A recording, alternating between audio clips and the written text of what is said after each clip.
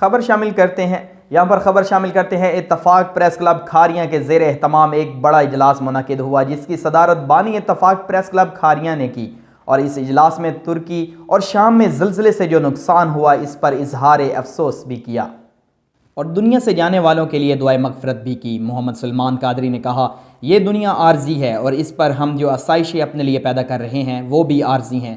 حقیقت صرف خدا کی ذات ہے۔ ہم مسلمان اپنے راستے سے بھٹک چکے ہیں، اب بھی وقت ہے، ہمیں راہ راست پر آ جانا چاہیے۔ خدا نے ترکی اور شام کو ہلا کے رکھ دیا۔ اس سے پہلے پاکستان میں بھی زلزلہ اور سیلاب کی صورت میں ایک ایسی آفت نازل ہوئی جس پر ہم نے توبہ تو کی، لیکن اس توبہ پر پورا نہ اتر سکے۔ اللہ کریم ہم مسلمانوں پر رحم فرمائے۔ اجلاس میں سرپرست اعلیٰ اتفاق پریس کلب کھاریاں ملک جاوید اقبال شانی، صدر پریس کلب مظہر ملک، جنرل سیکرٹری بابر چودھری، سابقہ صدر محفوظ بٹ، سینئر صحافی امین فاروقی، اینکر پرسن ثاقب بشیر، محمد خان، فتح محمد چودھری، سید یاسر حسین شاہ اور اس کے علاوہ اتفاق پریس کلب کے متعدد ممبران نے شرکت کی۔